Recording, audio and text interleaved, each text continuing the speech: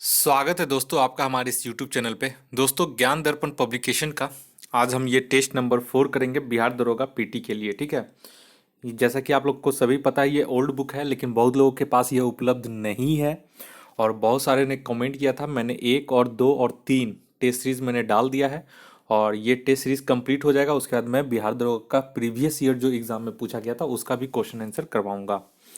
इसमें मैं क्या कर रहा हूँ कि जो करंट अफेयर्स का क्वेश्चन है उसे मैं छोड़ दे रहा हूँ। यहाँ पे 20 क्वेश्चन करंट अफेयर्स का दिया गया है और 80 क्वेश्चन जीके से है। तो मैं ये 80 क्वेश्चन का करवा रहा हूँ, आप लोग इसी में अपना मार्क्स देखिएगा कि कितना आ रहा है। ठीक है, और क्वेश्चन जो इसका जीके का है बहुत ही बेहतरीन है। यही वजह है कि मैं ज्ञान दर्पण पब्लिकेशन का ये टेस्ट सीरीज न्यू सीरीज के रूप में शुरू किया हूँ, ताकि आप लोग भी इसके प्रश्न देख लें और इससे एग्जाम में हमेशा आते ही हैं। चलिए, पहला क्वेश्चन यहाँ पे आते हैं। पहला क्वेश्चन बोल रहा है, ये अभ्यास पत्र 4 है, यानी प्रैक्टिस सेट नंबर 4। पहला क्वेश्चन बोल रहा है, अशोक के किस शिलालेख में धर्म महापात्र की नियुक्ति एवं कार्य का निर्देश का उल्लेख है? तो पहला का इसका जो आपका यहाँ पे देख सकते हैं क्वेश्चन। और अगर आप ये बुक खरीदना चाहते हैं तो ये बुक अभी भी अवेलेबल है आपका Chhotu book stall, BPSC gate Patna के पास। वहाँ से आप लोग इसे खरीद सकते हैं और जो मंगवाना चाहें वो छोटू बुक स्टॉल से कांटेक्ट करके आप अपना मंगवा भी सकते हैं। ठीक है, वो सारा डिटेल मैं अपने टेलीग्राम चैनल पे दे दूंगा। कॉन्टैक्ट नंबर वगैरह कैसे आप लोग पाते हैं वो सारा कुछ मैं अपने टेलीग्राम चैनल पे सेंड कर दूंगा। तो चलिए, पहला का क्वेश्चन का सही आंसर हो जाएगा ऑप्शन ग, पांचवें शिलालेख से। नेक्स्ट आइए, और एक चीज और है, इससे पूछता है कि अशोक के 13वें शिलालेख में किस चीज का वर्णन है? तो कलिंग युद्ध का वर्णन है। क्वेश्चन नंबर 2 में आइए, किस मौर्य शासक को अमित्र घात कहा जाता है? तो दूसरा का सही हो जाएगा ऑप्शन ख, बिंदुसार को। और बिंदुसार के दरबार में डायमेकस तथा डायोनिसस, दो विदेशी राजदूत उसके दरबार में आए थे और बिंदुसार आजीवक संप्रदाय का अनुयायी था।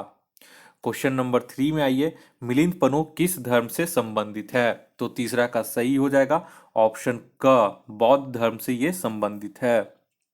नेक्स्ट क्वेश्चन नंबर 4 में आइए। 4 बोल रहा है कि प्रथम संगम किस स्थल पर हुआ था?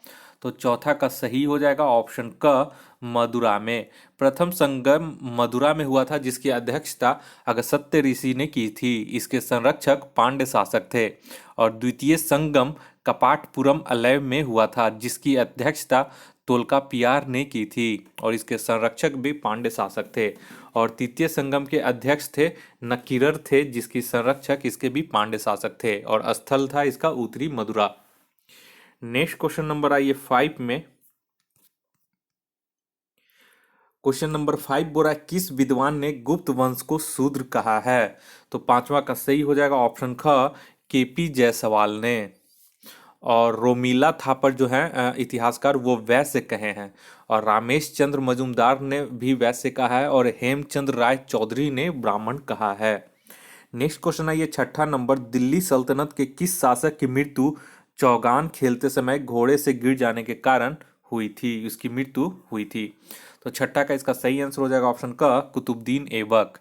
1210 ईस्वी में कुतुबुद्दीन ऐबक की मृत्यु चौगान खेलते समय घोड़े से गिर जाने के कारण हुई थी। और कुतुबुद्दीन ऐबक को गुलाम वंश का संस्थापक माना जाता है। इसके शासन की राजधानी लाहौर थी। और कुतुबुद्दीन ऐबक को लाख बख्श भी कहा जाता है। और इसने प्रसिद्ध सूफी संत कुतुबुद्दीन बख्तियार काकी के नाम पर दिल्ली में कुतुब मीनार की नींव भी रखी थी, जिसे इल्तुतमिश ने पूरा करवाया था। नेक्स्ट क्वेश्चन आइए 7 में। 7 बोरा, दिल्ली सल्तनत के किस शासक ने अपनी राजधानी दिल्ली से देवगिरी स्थानांतरित की थी? तो सातवां का सही हो जाएगा ऑप्शन ख, मोहम्मद बिन तुगलक ने।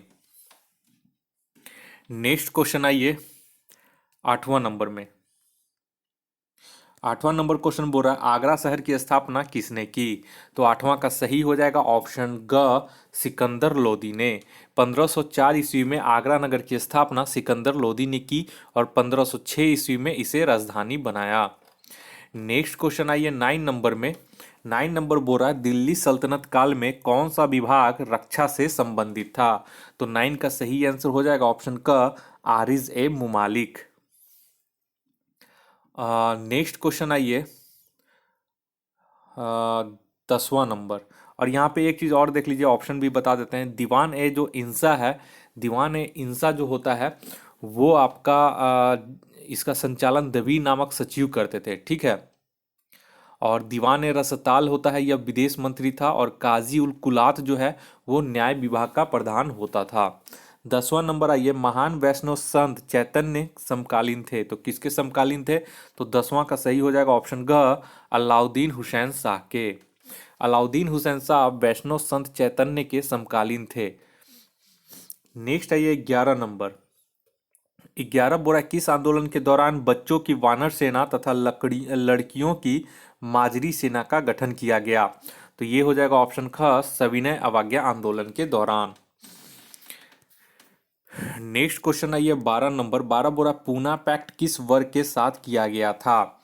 तो 12 का सही आंसर हो जाएगा ऑप्शन घ, इनमें से कोई नहीं। क्योंकि जो पूना पैक्ट था वो क्या हुआ था, किसके किसके बीच हुआ था? तो दलित वर्ग और हिंदू समाज के बीच हुआ था।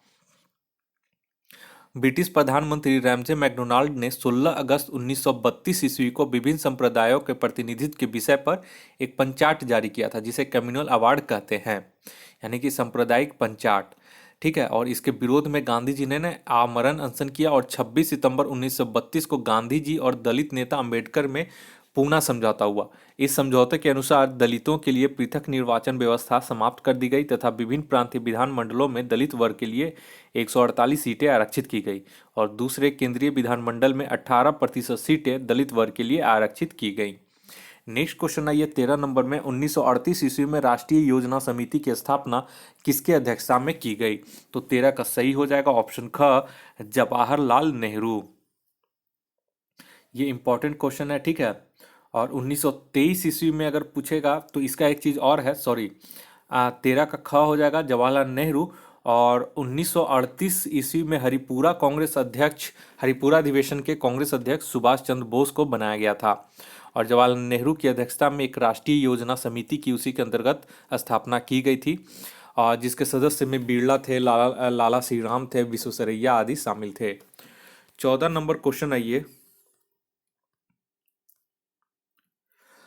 14 नंबर क्वेश्चन बोल रहा है कि भारतीय राष्ट्रीय कांग्रेस के सबसे युवा अध्यक्ष कौन थे? तो 14 का सही हो जाएगा ऑप्शन घ, अब्दुल कलाम आजाद।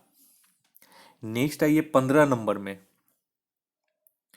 15 बोल रहा है कि भूदान आंदोलन की शुरुआत किस राज्य में हुई? तो 15 का सही हो जाएगा ऑप्शन ग, तेलंगाना में। भूदान आंदोलन की शुरुआत 18 अप्रैल 1951 को पोचमपल्ली नलगोंडा तेलंगाना में विनोबा भावे ने की थी और रामचंद्र रेड्डी ने सबसे पहले भूमि दान में दी थी। नेक्स्ट क्वेश्चन है ये 16 नंबर में। 16 बोल रहा है कि संविधान के किस अनुच्छेद में नागरिकों के लिए एक समान सिविल संहिता का प्रावधान है? तो 16 का सही आंसर हो जाएगा ऑप्शन क, अनुच्छेद 44। और अनुच्छेद 45 बोलता है कि आरंभिक शिशुत्व देख रेख तथा 6 से 14 वर्ष की आयु के बालकों के लिए निःशुल्क और अनिवार्य शिक्षा का उपबंध किया गया है। और ये 86वें संविधान संशोधन अधिनियम 2002 द्वारा इसे प्रतिस्थापित किया गया था। वहीं अनुच्छेद 50 आपका कार्यपालिका का न्यायपालिका के पृथक्करण से उसका वर्णन है। अनुच्छेद 51 में अंतर्राष्ट्रीय शांति और सुरक्षा की अभिवृद्धि का वर्णन किया गया है। नेक्स्ट क्वेश्चन आइए 17 नंबर में। 17 नंबर क्वेश्चन बोल रहा है कि भारत के संविधान के अंतर्गत विभिन्न विषय तथा संबंधित सूची के बारे में निम्न युगों में से कौन सम्मिलित नहीं है? तो विषय है और सूची दिया गया है, तो 17 का इसमें हो जाएगा ऑप्शन ख जो है ये सूची गलत है, ठीक है। तो शेयर बाजार संघ सूची में सम्मिलित है, ठीक है। तो यहाँ पे शेयर बाजार हो जाएगा संघ सूची। 18 नंबर आइए। 18 बोल रहा है कि संविधान के किस अनुच्छेद में पिछड़ा वर्ग आयोग गठित करने का प्रावधान है? तो 18 का इसका सही हो जाएगा ऑप्शन ग, अनुच्छेद 340। और संविधान के अनुच्छेद 340 के तहत राष्ट्रपति को पिछड़े वर्गों की दशाओं तथा कठिनाइयों का अध्ययन करने के लिए एक पिछड़ा वर्ग आयोग नियुक्त करने का अधिकार प्राप्त है। और राष्ट्रपति द्वारा सर्वप्रथम पिछड़ा वर्ग आयोग का गठन 29 जनवरी 1953 को काका कालेलकर की अध्यक्षता में किया गया था और ये बहुत बार पूछता है। उसके बाद दूसरा जो हुआ था वो 20 सितंबर 1978 को बीपी मंडल की अध्यक्षता में इसका गठन किया गया था। ये दोनों जो एक्सप्लेनेशन इसका बहुत ही इंपॉर्टेंट है। 19 नंबर आइए। 19 नंबर बोल रहा है कि भारत के प्रथम मुख्य निर्वाचन आयुक्त कौन है। तो 19 का इसका सही हो जाएगा ऑप्शन क, सुकुमार सेन। भारत के प्रथम मुख्य चुनाव आयुक्त सुकुमार सेन है। संविधान में अनुच्छेद 324 में निर्वाचन आयोग के बारे में उपबंध किया गया है और इसकी स्थापना 25 जनवरी 1950 को की गई थी।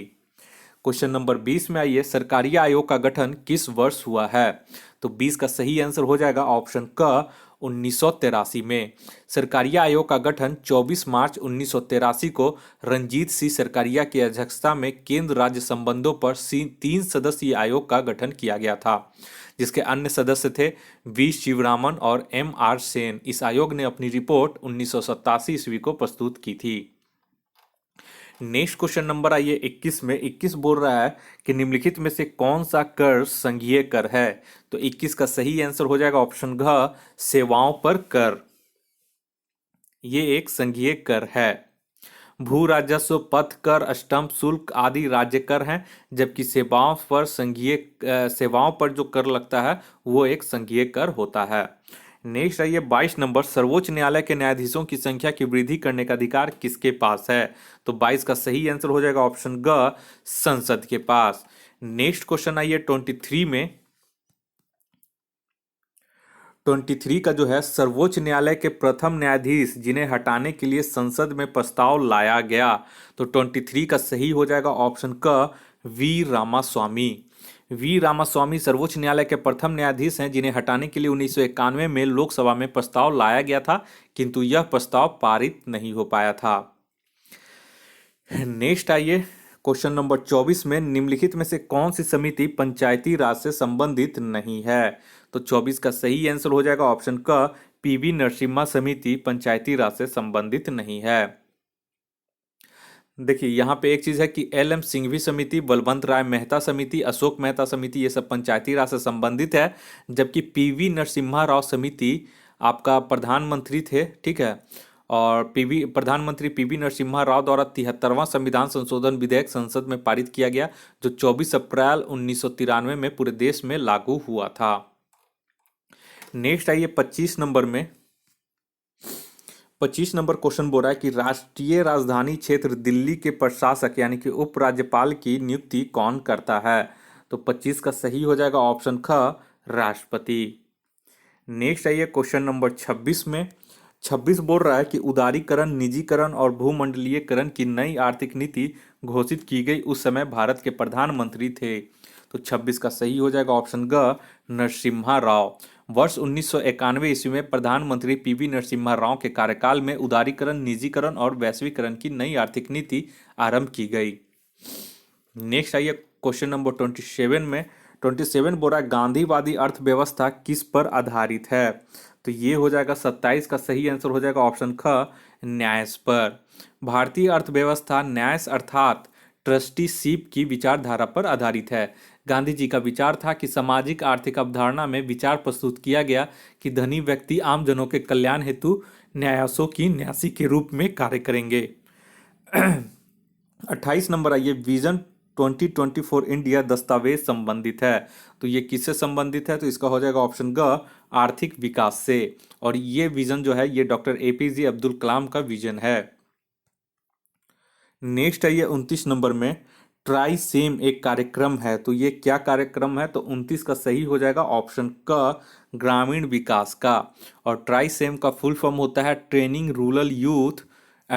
Rural youth for self employment, यानी कि एकीकृत ग्रामीण विकास कार्यक्रम IRDP के समर्थन घटक के रूप में इसे अगस्त 1989 में अगस्त 1979 में इसे प्रारंभ किया गया था। क्वेश्चन नंबर 30 में आइए। 30 क्वेश्चन, निम्नलिखित आयु समूहों में से कौन सा सर्व शिक्षा अभियान में नामांकित होने योग्य है। तो 30 का हो जाएगा ऑप्शन क, 6 से 14 वर्ष। और इसका सर्व शिक्षा अभियान का प्रारंभ केंद्र सरकार ने 2001 ईस्वी में किया था। तो ये दोनों क्वेश्चन इंपॉर्टेंट है। 31 नंबर आइए, निम्नलिखित में से कौन सा अर्थव्यवस्था में जनसंख्या वृद्धि का प्रतिकूल प्रभाव नहीं है? तो 31 का इसका सही आंसर हो जाएगा ऑप्शन क, कार्यकारी जनसंख्या के आकार में वृद्धि। नेक्स्ट आइए 32 नंबर। 32 नंबर क्वेश्चन बोल रहा है, निम्नलिखित में से कौन सा भारत में भूमि सुधार का हिस्सा नहीं है? तो 32 का सही आंसर हो जाएगा ऑप्शन घ, बहुफसलीय योजना। नेक्स्ट आइए 33 नंबर, नालंदा परियोजना किस मंत्रालय की परियोजना है?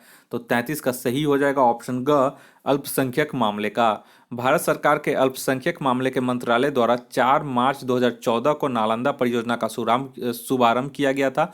और नालंदा परियोजना अल्पसंख्यक मामलों के मंत्रालय भारत सरकार का ही एक अभिन्न संकाय विकास कार्यक्रम है। क्वेश्चन नंबर 34 आइए, 1944 ईस्वी में गांधीवादी योजना को प्रतिपादित किया गया था। तो किसके द्वारा प्रतिपादित किया गया था? तो 34 का हो जाएगा ऑप्शन घ, श्रीमान नारायण अग्रवाल के द्वारा। नेक्स्ट आइए 35 नंबर में। 35 बोल रहा है कि सिडबी का मुख्यालय कहाँ है? तो इसका मुख्यालय हो जाएगा ऑप्शन ग, हो जाएगा लखनऊ में। ठीक है। और सिडबी का फुल फॉर्म होता है यानी कि SIDBI, ये एक small industry development bank of India इसका फुल फॉर्म होता है। और इसका मुख्यालय आपका लखनऊ में है और इसकी स्थापना 1988 में हुआ था। ठीक है। और किस अधिनियम के तहत? तो संसद के विकास विशेष अधिनियम के तहत 2 अप्रैल 1990 को इसको उसके तहत इसकी मतलब इसको इसमें एक मिनट, यहाँ पे थोड़ा सा कंफ्यूज कर रहे हैं। हाँ, तो यहाँ पे 36 का जो है तो सिडबी का मुख्यालय पूछा तो लखनऊ में। तो इसकी स्थापना संसद के विकास विशेष अधिनियम 1988 के तहत 2 अप्रैल 1990 को किया गया था। ठीक है। नेक्स्ट आइए क्वेश्चन नंबर 36 में, निम्न में से कौन सा सुमेलित नहीं है? तो 36 का सही हो जाएगा ऑप्शन ग, यूरोपीय संघ न्यूयॉर्क जो है ये सही सुमेलित नहीं है। जबकि जो इसका इसका सही आंसर हो जाएगा, यूरोपीय संघ का मुख्यालय जो है वो ब्रुसेल्स में है। ठीक है। और यूरोपीय संघ का गठन maastricht संधि के तहत 1 नवंबर 1993 ईस्वी को किया गया था। और इसकी जो मुद्रा है वो यूरो है। ठीक है। नेक्स्ट आइए 37 नंबर में, विश्व में शराब का सबसे बड़ा उत्पादक कौन सा देश है? तो 37 का इसका सही आंसर हो जाएगा ऑप्शन ख, फ्रांस जो है सबसे बड़ा उत्पादक देश है। जबकि इटली जो है दूसरे पे और स्पेन जो है तीसरे नंबर पे आता है। क्वेश्चन नंबर 38 आइए। क्वेश्चन नंबर इसमें 38 बोल रहा है कि बरमूडा त्रिभुज अवस्थित है। तो बरमूडा ट्रायंगल कहाँ पे है? तो इसका सही आंसर हो जाएगा ऑप्शन क, उत्तरी पश्चिमी अटलांटिक महासागर में। नेक्स्ट आइए क्वेश्चन नंबर 39 में। 39 बोल रहा है, विश्व में पहला परमाणु बिजली घर कहाँ स्थापित किया गया था? तो 39 का सही आंसर हो जाएगा ऑप्शन घ, अमेरिका में। नेक्स्ट आइए क्वेश्चन नंबर 40 में, ग्रैंड बैंक स्थित है। तो 40 का सही हो जाएगा ऑप्शन ग, उत्तरी अमेरिका के पूर्वी तट पर। नेक्स्ट आइए क्वेश्चन नंबर 41 में। 41 बोल रहा है, भारत में सुनामी वार्निंग सेंटर अवस्थित है। तो ये कहाँ पे है? तो 41 का सही आंसर हो जाएगा आपका ऑप्शन ग, हैदराबाद में। नेक्स्ट क्वेश्चन आइए 42 नंबर में, भारत में निम्न शैल तंत्रों में से किसमें लौह अयस्क के प्रमुख जमाव पाए जाते हैं? तो 42 का इसका सही आंसर हो जाएगा ऑप्शन ग, धारवाड़ तंत्र में। ठीक है। नेक्स्ट आइए 43 नंबर 43 में, भारत के प्रथम परमाणु रिएक्टर का क्या नाम है? तो 43 का सही आंसर हो जाएगा ऑप्शन क, अप्सरा। भारत के प्रथम परमाणु रिएक्टर का नाम अप्सरा है। भाभा परमाणु अनुसंधान केंद्र अर्थात बार्क का मुख्यालय मुंबई स्थित ट्राम्बे में है। और इसका बार्क का स्थापना 1954 ईस्वी में किया गया था। और आप लोग ये जो भाभा एटॉमिक रिसर्च सेंटर है बार्क, ये आप वो बार्क जो TRP स्कैम में अभी बार्क का यूज हो रहा है उस बार्क से कंपेयर मत कीजिएगा। दोनों का बार्क का अलग अलग डिफिनेशन है। ठीक है। नेक्स्ट आइए 44 में, बार्क, ये बार्क वाला जो है भाभा एटॉमिक रिसर्च सेंटर, इसकी स्थापना 1954 में किया गया था। नेक्स्ट क्वेश्चन आइए 44 में। 44 नंबर क्वेश्चन बोल रहा है निम्न में से भारत के किस राज्य की सीमा म्यांमार से नहीं मिलती है। तो 44 का सही हो जाएगा ऑप्शन ग, असम।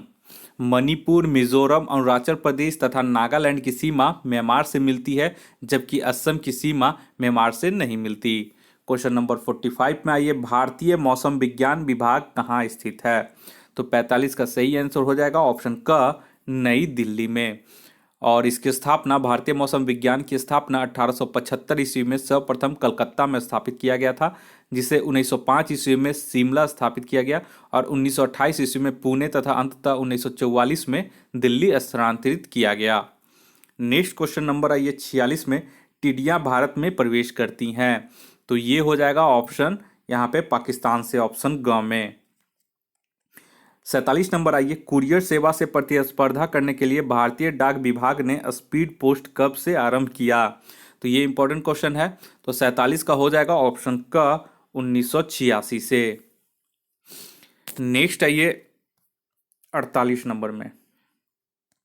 48 नंबर क्वेश्चन बोल रहा है, भारत पर्यटन मंत्रालय ने भारत में पर्यटन को प्रोत्साहित करने के लिए कौन सा स्लोगन दिया है।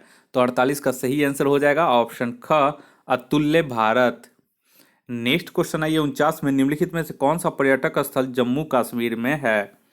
तो यहाँ पे 49 का सही आंसर हो जाएगा ऑप्शन घ, गुलमर्ग जो है वो जम्मू कश्मीर में है, कसौली आपका हिमाचल प्रदेश में है, उड़वाड़ा आपका गुजरात में है और पॉइंट कैलिमर आपका तमिलनाडु में है।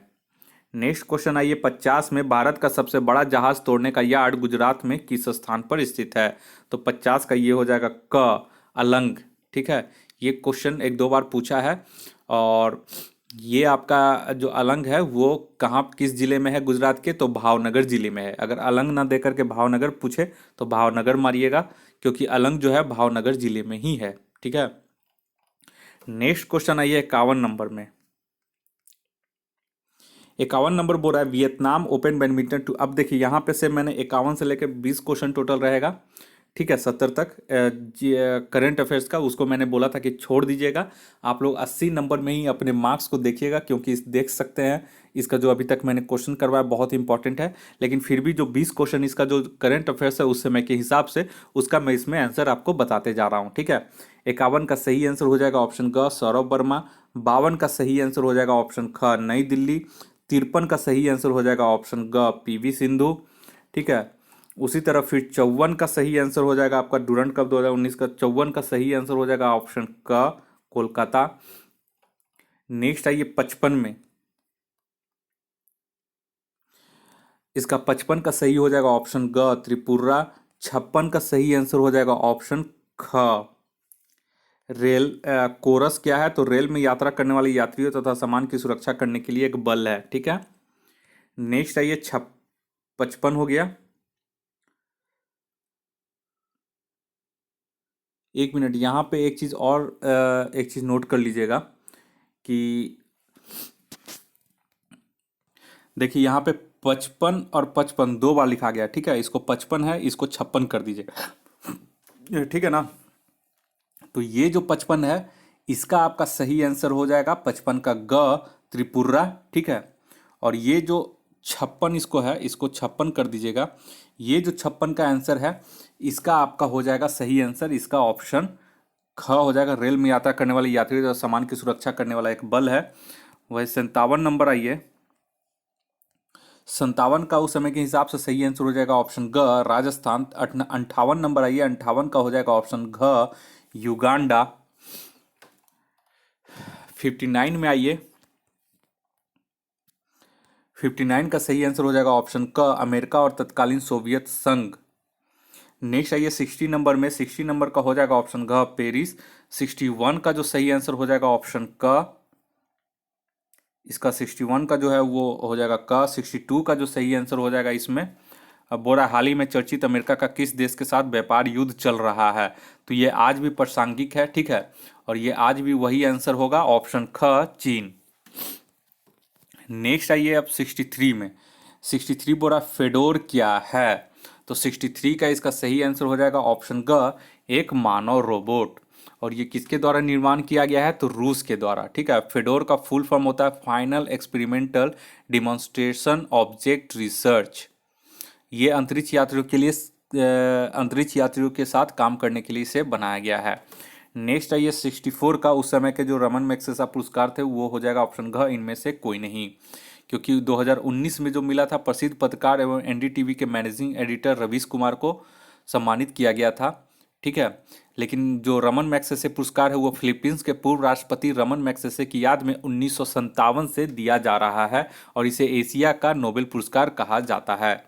नेक्स्ट है ये 65 में हाल ही में बिहार के कर्पूरी देवी का निधन हो गया। वो किस क्षेत्र से संबंधित है, यहाँ पे कर्पूरी ठाकुर नहीं है, कर्पूरी देवी है। ठीक है, तो 65 का हो जाएगा ऑप्शन ग, चित्रकला। उसमें भी मधुबनी चित्रकला और सुजनी कला के प्रसिद्ध चित्र ये कला के कलाकार थे।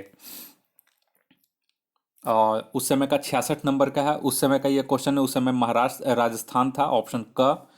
ठीक है, नेक्स्ट है ये 67 में, इसका हो जाएगा 67 का सही आंसर, 67 का सही आंसर हो जाएगा ऑप्शन ख, 1 सितंबर 2019। 68 में आइए, 68 का सही आंसर हो जाएगा ऑप्शन ग, साहित्य। 69 आइए, 69 का सही आंसर हो जाएगा ऑप्शन क, वीर चक्र। 70 का क्वेश्चन आइए, 70 का हो जाएगा ऑप्शन ख, पद्म विभूषण। 71, अब देखिए यहाँ तक हो गया आपका। मैंने बताया था कि 20 क्वेश्चन आपका होता है करंट अफेयर्स का, तो करंट अफेयर्स आप लोग को छोड़ देना है। ठीक है, इसे सॉल्व नहीं करना है। तो अब आइए 71 से फिर से जीके शुरू हो गया है। तो 71 नंबर क्वेश्चन बोल रहा है, निम्न में से किसका अपवर्तनांक सर्वाधिक होता है। अपवर्तनांक यानी कि रिफ्रैक्शन, तो रिफ्रैक्शन इसका हो जाएगा 71 का सही आंसर ऑप्शन ख, बैगनी का। ठीक है, नेक्स्ट आइए क्वेश्चन नंबर 72। 72 बोल रहा है कि पूर्ण आंतरिक परिवर्तन होता है जब प्रकाश, तो पूर्ण आंतरिक परिवर्तन होता है जब प्रकाश हीरे से कांच में जाता है, तो ऑप्शन इसका का हो जाएगा। नेक्स्ट है ये 73 में, 73 बोला प्रकाश ऊर्जा को विद्युत ऊर्जा में बदलता है, तो कौन ये बदलता है, तो 73 का हो जाएगा ऑप्शन ग, सौर सेल यानी कि सोलर सेल। नेक्स्ट है ये 74 नंबर में, बोरा परमाणु बम आधारित है, तो 74 का सही हो जाएगा ऑप्शन ग, अनियंत्रित नाभिकीय विखंडन। नेक्स्ट आइए 75 नंबर, एक कार बैटरी में प्रयुक्त विद्युत अपघट्य होता है, तो ये बहुत बार क्वेश्चन पूछ दिया गया है, तो 75 का सही हो जाएगा ऑप्शन ख, सल्फ्यूरिक अम्ल यानी कि H2SO4। नेक्स्ट आइए 76 नंबर में, सबसे भारी धातु धातु कौन है, तो 76 का सही आंसर हो जाएगा ऑप्शन घ, ऑस्मियम। नेक्स्ट आइए 77 नंबर में, जल का शुद्धिकरण किया जाता है, तो 77 का सही हो जाएगा ऑप्शन ग, क्लोरीन के द्वारा। नेक्स्ट है ये 78 में, 78 बोरा राष्ट्रीय रासायनिक प्रयोगशाला स्थित है, तो 78 का सही आंसर हो जाएगा ऑप्शन ग, पुणे में। और इसकी स्थापना 6 अप्रैल 1947 ईस्वी में हुई थी और 3 जनवरी 1950 को पंडित जवाहरलाल नेहरू ने इसे राष्ट्र को समर्पित किया था। 79 आइए, संश्लेषित रेशा क्या है, इसमें से कौन सा संश्लेषित रेशा है, तो ये हो जाएगा रेयॉन जो है संश्लेषित रेशा है, बाकी सभी इसमें से प्राकृतिक रेशे हैं। 80 नंबर आइए, समुद्र जल से नमक किस विधि द्वारा तैयार किया जाता है, तो 80 का सही हो जाएगा ऑप्शन ख, वाष्पीकरण के द्वारा। नेक्स्ट क्वेश्चन आइए 81 में, बोरा कौन सा खनिज लवण शरीर में बहुतायत मात्रा में पाया जाता है, तो 81 का सही हो जाएगा ऑप्शन ख, कैल्शियम। नेक्स्ट आइए 82 में, 82 बोल रहा है भारत का केंद्रीय औषधि संस्थान, भारत का केंद्रीय औषधि अनुसंधान संस्थान कहाँ पर है, तो 82 का सही हो जाएगा ऑप्शन क, लखनऊ में। और इसकी स्थापना 17 फरवरी 1951 को भारत के तत्कालीन प्रधानमंत्री जवाहरलाल नेहरू ने की थी। नेक्स्ट है 83 में, रक्त का कौन सा कण जीवाणु से रक्षा करता है, 83 का सही है, इसका 83 का सही आंसर हो जाएगा ऑप्शन ख, श्वेत रक्त कण। 84 नंबर में आइए, मनुष्य के शरीर में सबसे छोटी अंतःस्रावी ग्रंथि है, तो 84 का सही हो जाएगा ऑप्शन घ, पीयूष ग्रंथि। नेक्स्ट आइए 85 में, 85 बोरा HIV की खोज की थी, तो HIV की खोज किसने की थी, तो 85 का सही आंसर हो जाएगा ऑप्शन ख, लुक मॉन्टेनियर ने। नेक्स्ट आइए 86 नंबर में। 86 बोला जैव विविधता का क्या अर्थ है? तो 86 का सही हो जाएगा ऑप्शन ग, एक निर्धारित क्षेत्र में विभिन्न प्रकार के पादप एवं जंतु। नेक्स्ट क्वेश्चन आइए 87 में। 87 बोल रहा है जैव विविधता के ह्रास का मुख्य कारण क्या है? तो 87 का सही हो जाएगा ऑप्शन घ, प्राकृतिक आवासीय जैव विविधता के ह्रास का पूछ रहा है, तो यहाँ पे हो जाएगा प्राकृतिक आवासीय विनाश। ठीक है, ह्रास है तो विनाश। नेक्स्ट आइए 88 में। 88 बोला भारत में जैव विविधता के ताप स्थल हॉट स्पॉट हैं। तो 88 का सही हो जाएगा ऑप्शन ग, पूर्वी हिमालय और पश्चिमी घाट, ये सब जैव विविधता के हॉट स्पॉट हैं। नेक्स्ट आइए 89 में। 89 पूछ रहा है कि सबसे लंबा जीवित वृक्ष कौन सा है? तो 89 का सही हो जाएगा ऑप्शन ग, सिकोया। सिकोया सबसे लंबा जीवित वृक्ष है और यह अमेरिका के उत्तरी कैलिफोर्निया में पाया जाता है। नेक्स्ट क्वेश्चन नंबर आइए 90। किसी प्रजाति को विलुप्त माना जा सकता है जब वो अपने प्राकृतिक आवास में देखी नहीं गई है? तो 90 का सही हो जाएगा ऑप्शन क, 50 वर्ष। यानी कि 50 वर्ष से अगर वो देखी नहीं गई है वो प्रजाति, तो उसे विलुप्त माना जा सकता है। 91 नंबर में आइए। 91 नंबर बोल रहा है निम्नलिखित में से किस पुस्तक के लेखक डॉक्टर एस राधाकृष्णन हैं? तो 91 का सही हो जाएगा ऑप्शन ख, इंडियन फिलॉसफी। नेक्स्ट आइए 92 में। निर्मल हृदय के संस्थापक कौन थे? तो 92 का सही हो जाएगा ऑप्शन ख, मदर टेरेसा। और विनोबा भावे पवनार आश्रम की स्थापना किए थे और भूदान आंदोलन के प्रवर्तक थे। वहीं गुरु अर्जुन देव स्वर्ण मंदिर के निर्माण में सहायक थे और वहीं महर्षि गौतम जो हैं वो न्याय दर्शन के संस्थापक माने जाते हैं। नेक्स्ट आइए 93 का। 93 का है निम्न में से कौन सा स्टेडियम चेन्नई में स्थित है? ठीक है, तो 93 का सही हो जाएगा ऑप्शन क, चेपक स्टेडियम। चेपक स्टेडियम चेन्नई में, फिरोज शाह कोटला नई दिल्ली में, ग्रीन पार्क कानपुर में और कीनन स्टेडियम जमशेदपुर में है। नेक्स्ट क्वेश्चन आइए 94 में। 94 बोला अर्जुन पुरस्कार सर्वप्रथम किस वर्ष दिया गया? तो 94 का सही हो जाएगा ऑप्शन घ, 1961 में इसे सर्वप्रथम दिया गया था और यह खेल क्षेत्र का एक पुरस्कार है। 95 आइए केंद्रीय जल एवं विद्युत अनुसंधान केंद्र स्थित है, तो ये कहाँ पे है? तो 95 का सही आंसर हो जाएगा ऑप्शन ख, खड़कवसाल में। और भारतीय दलहन शोध संस्थान आपका कानपुर में है। केंद्रीय चावल अनुसंधान संस्थान आपका कटक में है। और centre for DNA finger printing and diagnostics जो है वो हैदराबाद में है। 96 नंबर आई नेशनल कैडेट कोर यानी कि एनसीसी की स्थापना किस वर्ष हुआ था? तो 96 का सही हो जाएगा ऑप्शन ख, 1948 में किया गया था और इसका मुख्य उद्देश्य था भारत की रक्षा के प्रति युवकों तथा युवतियों में जागरूक पैदा करना। नेक्स्ट क्वेश्चन है ये 97 नंबर में। सन 2011 की जनगणना के अनुसार बिहार की जनसंख्या कितनी है? तो 97 का इसका सही आंसर हो जाएगा ऑप्शन ग। ठीक है, ये वाला 10,40,99,452। नेक्स्ट आइए 98 नंबर में। जनगणना 2011 के अनुसार बिहार में लिंगानुपात प्रति 1,000 पुरुषों पर महिलाओं की संख्या क्या है? तो 98 का सही यहाँ पे 98 का आपका सही हो जाएगा। एक चीज़ यहाँ पे देख लेते हैं। हाँ, इसका सही आंसर हो जाएगा, तो 98 का आपका सही हो जाएगा ऑप्शन घ, 918। नेक्स्ट आइए 99 नंबर। बिहार में सिंचाई का महत्वपूर्ण स्रोत क्या है? तो ये हो जाएगा ऑप्शन ग, नलकूप। और इस टेस्ट सीरीज का आखिरी क्वेश्चन है गंगा नदी किस स्थान के निकट बिहार के मैदान में प्रवेश करती है? तो 100 का सही हो जाएगा ऑप्शन घ, चौसा के निकट। और गंगा नदी बक्सर जिला के चौसा के निकट बिहार के मैदान में प्रवेश करती है। तो इस तरह से दोस्तों ये क्वेश्चन जो हमारा है आपका देख सकते हैं टेस्ट नंबर 4 आपका कंप्लीट हो चुका है, पूरे 100 क्वेश्चन।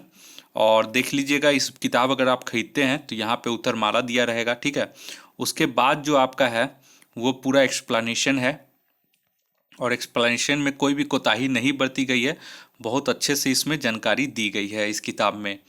केवल यही दिक्कत है कि ये थोड़ा सा ओल्ड बुक है, आप लोग के पास उम्मीद करते हैं कि नहीं होगा क्योंकि उस समय ये आप लोग के शायद नया पब्लिकेशन था उस समय और आप लोग को ज़्यादा जानकारी नहीं था, लेकिन फिर भी बहुत लोगों के पास ये उपलब्ध होगा और कुछ लोगों के पास उपलब्ध नहीं होगा। ठीक है, लेकिन जिनके पास उपलब्ध नहीं है, अगर वो किताब खरीदना चाहते हैं तो किताब खरीद सकते हैं।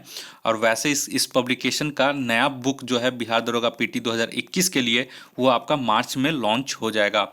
तो उसका भी इंतज़ार कीजिए, जैसे वो किताब आता है उसका भी मैं टेस्ट सीरीज़ चालू करूँगा। अगर आप हमारे चैनल पर नए हैं तो कृपया करके आप हमारे चैनल को सब्सक्राइब कर लें। इस वीडियो को देखने के लिए आप लोग का बहुत बहुत शुक्रिया। आपका दिन मंगलमय हो। धन्यवाद।